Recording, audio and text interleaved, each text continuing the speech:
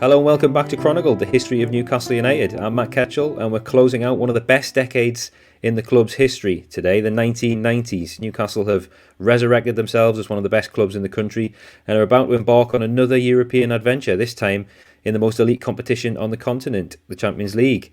There's also 2 FA Cup finals to discuss, and we're joined by a player who was around for at least one of those. Paul and myself are very excited to welcome Keith Gillespie to the show. Keith, really great to have you with us today. Thanks for having me. Appreciate it. Now, as has become tradition on the show, is I'm going to formally introduce you by reminding our listeners of your contribution to the club. And I have here the official verdict from my co-host and the official club historian, Paul Joannou. It's your entry in Paul's acclaimed Newcastle United book, The Ultimate Who's Who, which profiles every single player to have featured in the club.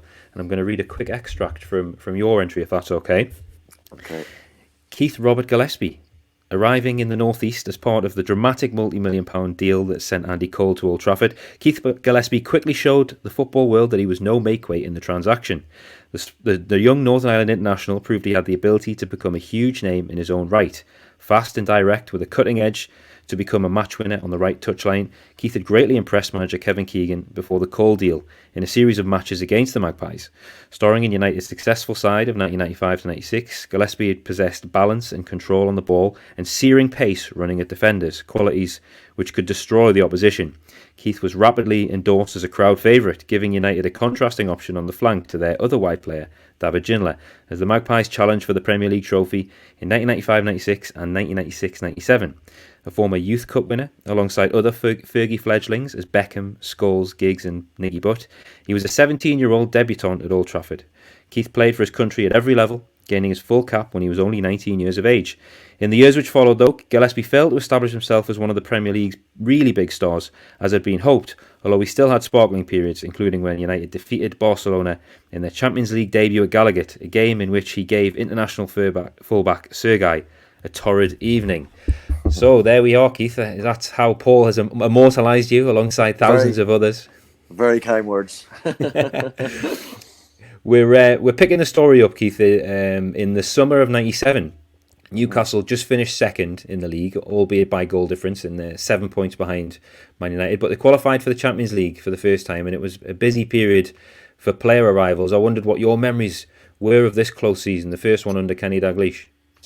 Yeah, I mean, obviously with coming second in the league the previous season, when we obviously should have won it, we didn't have that opportunity to get into the Champions League. But, the rules changed where second place gave us a chance. There was obviously a lot of players come in, the likes of Ketsbaya, John Dal Thomason, I think maybe Pistoni came in then as well. There was quite a few signings made, but the big goal for us was to actually get through that playoff game against Zagreb, Dinamo Zagreb, I think it was.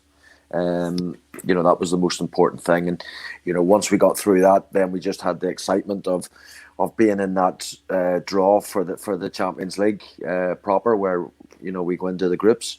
And obviously to draw the sides that we did, huge names, not just Barcelona, but the likes of Dynamo Kiev, PSV Eindhoven, they're huge names in European football, and we were in amongst it, and it was fantastic for for the Newcastle fans to actually see Champions League football, and then to realise that our first ever Champions League game is going to be against the mighty Barcelona. Yeah, and we're going to get to that in a little bit. Paul, just before we do, can you remind us of the transfer activity in this summer of 97? There was a real changing of the guard, really, wasn't there? There was indeed, yeah. The close season saw Kenny Dalglish start to change the playing squad. In came veterans from Liverpool, John Barnes and Ian Rush, as well as Stuart Pearce.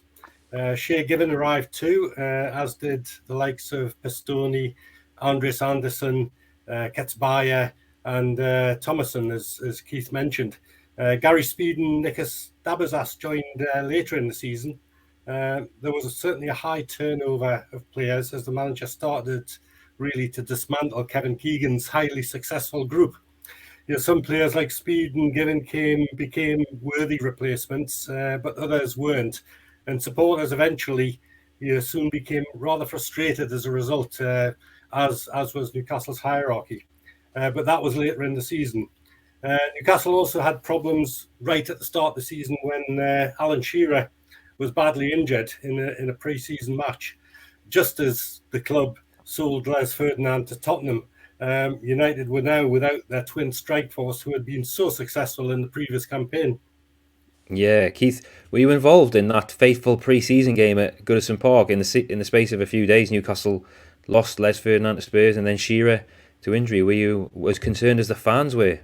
Yeah, exactly. Obviously with Alan being the striker that he is, and the partnership that he struck up with Les the previous season, they were an absolute handful. Playing against one of them would have been a handful, but them together, was difficult for defenders and great for the likes of myself and the likes of Ginola, who had target men who just thrived on crosses. But yeah, I remember it happening, Alan, and the scream he let out as it did happen, and it was incredible sort of timing. Then that Les, they were selling Les to Tottenham, and then all of a sudden they get the injury, and I think they're frantically trying to stop the transfer going through of Les to Spurs, but it was too late, and it was very disappointing, because you sort of think that we come second the previous season, and we're sort of thinking, right, now we've got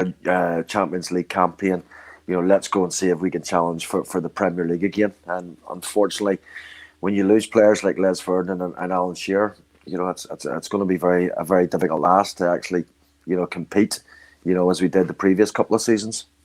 Yeah, going into that first Champions League campaign without Alan and Les. Paul, as Keith mentioned, there was a tricky qualifying tie to negotiate before they got into that group stage, wasn't there?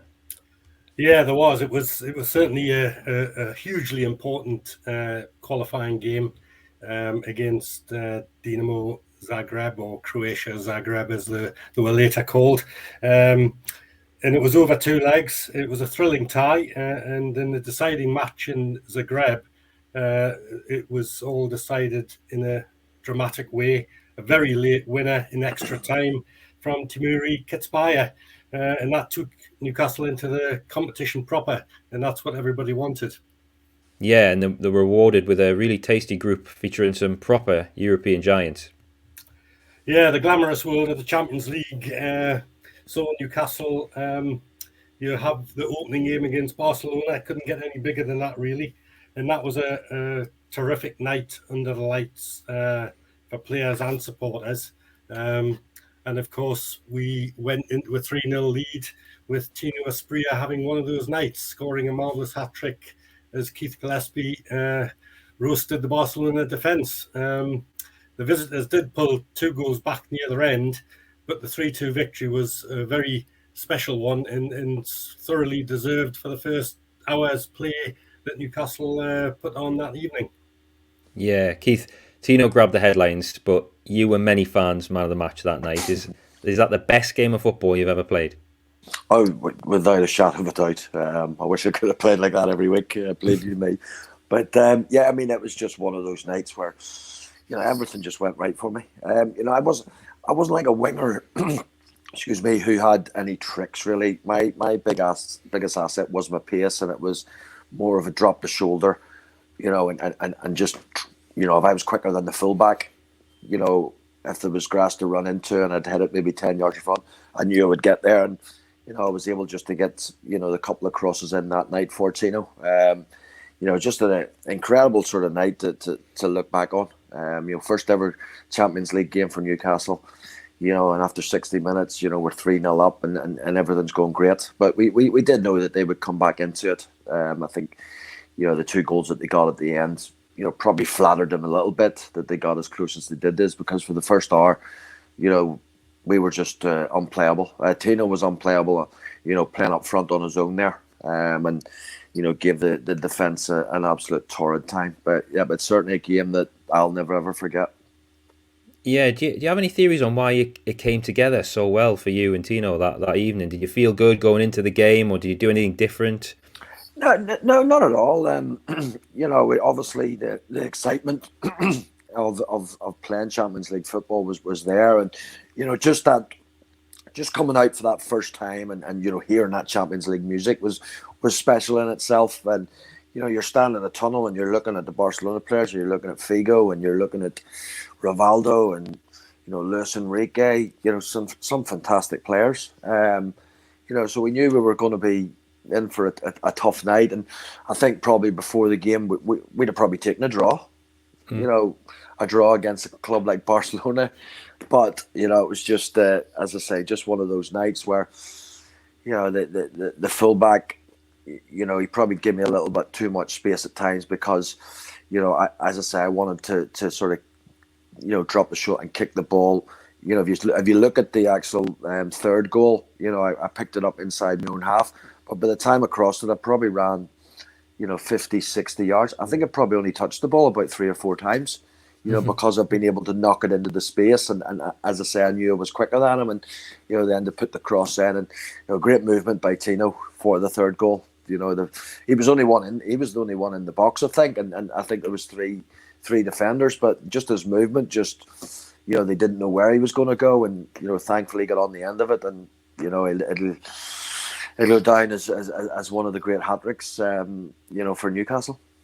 Yeah, absolutely. I was lucky enough to be there in the second row of the Gallagher end. I've no doubt Paul was there as well. It's the loudest I've ever heard St James's Park when I've been inside. Can you remember a better atmosphere, home or away? Well, you've got to remember there was only 35,000 there. It was the smaller St James's Park, and my view. The ground before enlargement in 2000 was far superior in terms of atmosphere, and that night was without doubt something special. The whole crowd all round the ground were just ecstatic all night. So it was very, very special. Did that come across on the pitch as well, Keith? Oh yeah, absolutely.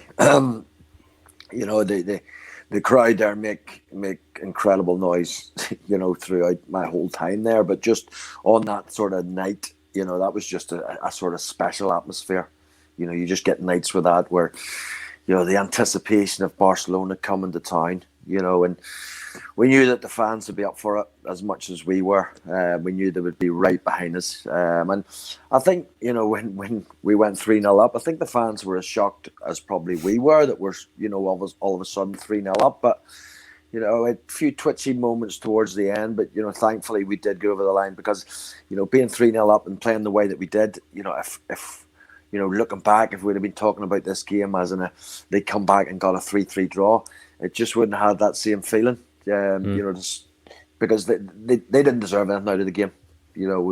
We played some great football, and they're a fantastic side. And they're always very good technically in terms of the way they keep the ball and they have a lot of possession. And we had to sort of just make sure that for that last sort of half an hour, I know we conceded 2, but we just had to make sure we'd done the right things and got over the line. And as I say, thankfully we were able to do that. And Paul, unfortunately, the team couldn't really replicate that level of performance against the other clubs in the group, could they? No, it was a bit of a disappointing next 3 games after that spectacular opening. However, United had hit more injury problems. I think Tino was injured, and without Shearer at centre forward, they really lacked a cutting edge. They struggled against PSV and Dynamo Kiev in the other group matches and failed to progress to the next stage. But it was a huge experience for both players and supporters. Just loved it. Back in Europe at the top table, it was something that we long to get back to.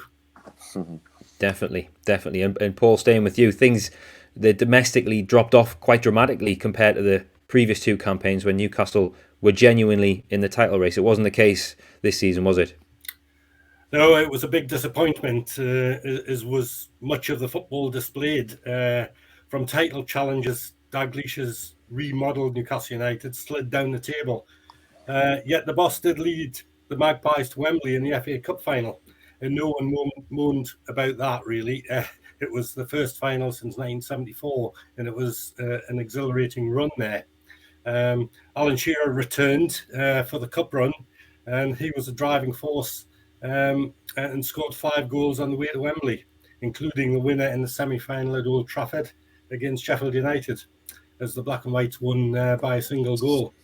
Yeah, fantastic afternoon that was down in Manchester. Keith, you played, looking at the record, in every game of the FA Cup run except the quarter-final against Barnsley and the final itself. It must have been a big disappointment. Can you remind us the circumstances of your absence for the 98 final? Yeah, unfortunately, a couple of weeks, maybe 2-3 weeks before the final, I got injured at White Hart Lane. Where the running track around the side, they had a bit of a drop off the grass onto the running track, and I just landed on it, twisted my ankle, and unfortunately, I had a X-ray at White Hart Lane. They had an X-ray machine, but it never showed up that there was a broken bone. It was only later on, maybe after I came back the following season, that I realised that I had a broken bone in my foot. But I had a fitness test the day before the final. I knew that if I passed the test, I would have been playing, because I think Warren then had to play on the right side. So I knew that I would be playing, and I had the fitness test. And basically, the fitness test lasted about 3 seconds, because I just tried a block tackle with the physio, and I just was writhing in absolute pain. And I knew, that was not the be. So it was very, disappointing. So difficult to watch the game as well. Wanting to be out there. And that was probably one of the biggest disappointments I've ever had in my career. You don't get many opportunities to play in FA Cup finals, and unfortunately, it was taken away from me, by injury. Yeah, devastating to hear that. And Paul, remind us, as if we need it, how the FA Cup final went. Yeah, well, we faced the best side in the country that season, Arsenal, on their way to the double. And unfortunately, they outplayed and outclassed what was a very poor Magpie showing, and they won 2-0. Fans were not happy, directors weren't happy either, as the Dalglish style even prompted the fans to even start chanting attack through the second half. Newcastle just didn't have the intent to go forward, and they paid for it at Wembley. Yeah, never really in the game. Shearer did hit the post, but Arsenal always felt a bit too strong for them, I think. And Keith, I assume you travelled with the team, wore the suits and did all that? And can you remember, the atmosphere afterwards? Yeah, we travelled down a few days before the final. So, yeah, obviously, with the team on the coach going to Wembley. And even that was very difficult, that you're on the coach going to Wembley, knowing that you should be playing. And unfortunately, due to the injury, the circumstances weren't good for me because of that. But yeah, it was tough. Even after the game in the dressing room, everyone was low. We didn't play well in the day, but I do think that was an exceptionally good Arsenal side. And they'd done the double that year. I think they'd won the league as well. So it was a very, very good Arsenal side. And we lost 2-0. It was a convincing 2-0, but it was a great cup run. And one of the games I'll never forget is the atmosphere at Old Trafford for the semi-final. Yeah. It was a fantastic atmosphere that day. And Alan come up trumps again. And I remember just as the goal went in, the noise. That day was incredible. And, we probably didn't play that well in the semi-final. Sheffield United gave us a few scares, but in a semi-final you just want to win the game and then look forward to Wembley. And it was just unfortunate that we came up against such a good Arsenal side. Yeah, definitely. Can I ask you one other question? Why do you think Kenny Dalglish's remodelling of Newcastle United never actually worked? Because he did dismantle the Keegan side, and he tried a new squad totally, but it just didn't work, and it wasn't very good, to be frank. Yeah, aside from when he did come in, those sort of January to the end of that season when we got second place, we came with a very, very good run. But the following season, we've qualified for the Champions League. League form was just awful, and I think when Kevin Keegan leaves, it's such a difficult person to replace, because of Kevin's legacy within Newcastle and the way that he was loved and adored by the fans. It was always going to be hard. And when you heard sort of Kenny Dalglish was coming in, you thought, wow, another massive name. He had success at Liverpool as a player manager, and he had success at Blackburn. So we were excited by that. And just sometimes things don't work. He probably just wanted to change things a bit. I think people always tend to think that with Kevin as manager, we were very gung-ho at times, but just because we sort of became known as the entertainers, people sort of thought, well, we leaked too many goals. I think that season where we came so close to winning the league, I think we had the third or fourth best defence in the league. I think we only conceded 3 or 4 goals than what Man United did. So people sort of tend to think that we were a little bit too gung-ho, as I say, but Kenny obviously wanted to come in with his own ideas.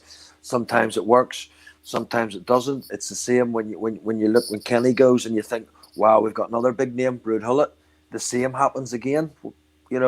Just things don't work for him, and that's just the way it is at times with managers. And you can look at players as well going into a new club where it doesn't work for them. All of a sudden they go somewhere else and it works for them there. And I think that's just the nature of football, where sometimes, it works for you and sometimes it doesn't. Yeah. Paul, walk us through the summer of '98 then, and Newcastle again tried to recapture some of the sparkle that had been lost since Keegan's departure. Well, the summer saw the World Cup in France, and Newcastle brought to Tyneside one of the World Cup winners in France's centre forward, Stéphane Guivarc'h, and he was a top scorer in French football for a couple of years, but unfortunately he was something of a misfit along with several others of the manager's choices. Another from the World Cup stage arrived too, Germany's Didi Hamann. So did Stephen Glass, George Yardis, and Peru international Nobby Solano arrived on Tyneside. And later in the season, so too did Duncan Ferguson at £8 million. Now, Solano became a big favourite, of course, while both Hamann and Ferguson had excellent short periods on Tyneside. But everything still didn't fit together for the manager, Kenny Dalglish.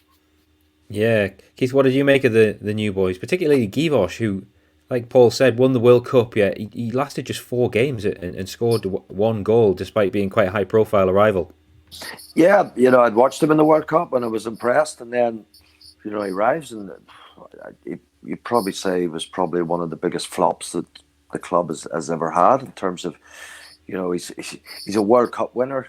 He's coming to Tyneside and you're thinking, wow, we've got a player here who'll score a lot of goals, and it just never happened for him. But he did make other good signings, and that Didi Hamann was a fantastic player. No, he was only there a year. I think Stephen Glass was an important signing too, and done very well. And obviously Nobby, fantastic player who played for Newcastle for many seasons. And for me, on a personal level, I was in the sort of last year of my contract, and the club had offered me a new 4-year contract, and I was sort of just looking for better terms. And then all of a sudden, behind Kenny's back, they tried to sell me to Middlesbrough. And as I mentioned earlier, the broken bone in my foot, I only realised that when I went to have an MRI scan, and it showed up that I broke my talus bone, which is quite a bad bone to break in your foot. So that was the transfer off, and I came back to Newcastle, and I spoke to Kenny. He was fantastic. I said, bad news, I've failed the medical, and he says, that's not bad news for you. You're still in my plans. But the club then started to mess me about a little bit, because that 4-year contract that they had offered me, they took that off the table and offered me a 1-year contract, and tried to sort of say that my career was in doubt and that I might never play again. So I became a little bit disillusioned with the club in terms of what they were doing. I think it was Freddie Fletcher at the time had put it out to the newspapers that my career was in doubt, which was complete nonsense, you know, and he was pretty much playing with my livelihood, which I obviously wasn't happy about. So, as I say, I was in the last year of my contract, and you know, I couldn't really see myself staying, you know, beyond that year. And you know, obviously after 2 games, Kenny gets sacked, and then Ruud Gullit comes in. Yeah, Paul. Bizarrely, the board gave Dalglish decent money to spend in the summer. Yet he was gone within like days of the season starting. Yeah, there was quite a few strange decisions at this time and afterwards, and that was one of them. Giving Kenny all that money to spend and then getting rid of him at the very start of the season. And as Keith says, another big name came in, Dutch international, megastar Ruud Gullit. And he, of course, brought in more new faces as the 1998-99 season progressed, including the likes of Silvio Maric, Didier Domi, Laurent Charvet. Local lad Steve Harper entered the scene as well. He claimed a place between the posts for that campaign. Yeah. Keith, how did you find Ruud? Yeah, you know, I probably didn't have that much of a relationship with him. To be fair, I found it quite arrogant. You know, you sort of walk into training in the morning, and normally people sort of say good morning or whatever. You know, there was just none of that from him at times. You know, he just sort of walked past you, blank you. And, you know, I was in a difficult position because when he did come in, I was injured. And then all of a sudden I did get into the team, and I think I played maybe 4 games in a row. And then the last of those games was actually at the Riverside against Middlesbrough on a Sunday around Christmas time, and 3 days later I was going to Blackburn. The club realised that, you know, they had to cash in because I could have gone for free at the end of the season. So they wanted to cash in, and I obviously ended up going to Blackburn then. Yeah, £2.2 million move to Blackburn. I think a lot of Newcastle fans are still a bit confused as to why you left, having been quite a key player for the majority of your time and quite a Newcastle fans type of player.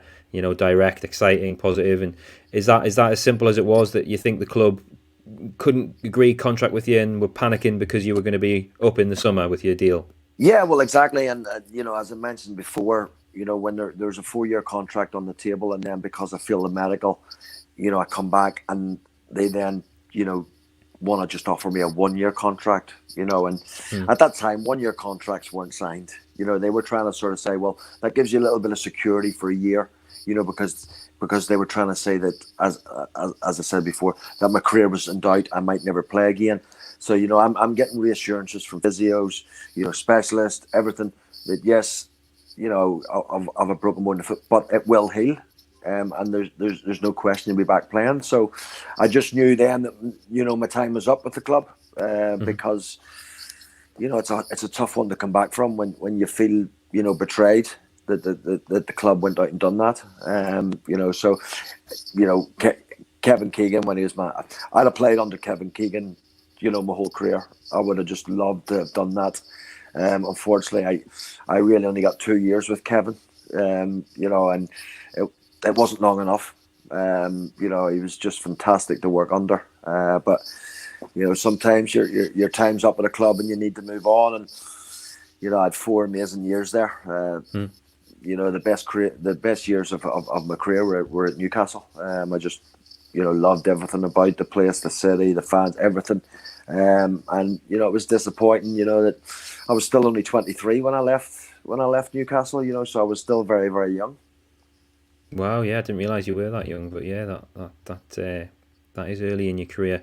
Yeah, you were very much a Newcastle United fans type of player, and it was around about this time that, you know, the wheels did start to fall off, and Paul, things didn't improve under Ruud Gullit as much as I think the board hoped, did they? No, it was the season started under Ruud very much in a similar way to Kenny Dalglish's last season. They struggled in the league and were quickly knocked out of what was then the European Cup Winners' Cup.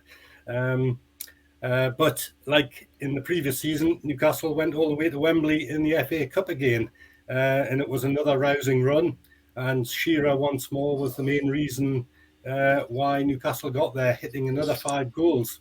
And in the semi-final at Old Trafford once more, against Tottenham, who included a certain David Ginola and Les Ferdinand in the side, Shearer hit 2 goals, one a penalty and the other just a stunning drive into the top corner. And Old Trafford was rocking again. It was Arsenal in 1998, and this time it was an even better side, Manchester United at Wembley, and they went on to win the treble that year.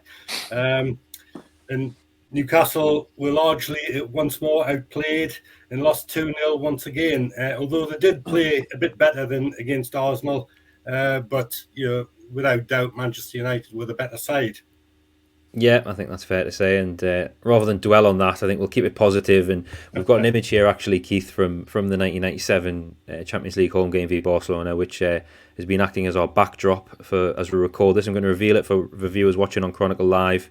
.co.uk or YouTube or Facebook, where we post these videos. So there's an image here, Keith. There's not a massive amount of pictures of you from that night against Barcelona, but I did find this one. I'll describe it for listeners. Tino's second goal at the Gallagher end, the first header after his penalty. You've just forced Barcelona's left back into early retirement, and their keeper is Ruud Hesp is on a heap on the floor. Tino's wheeling away to celebrate with you and thank you for an amazing cross.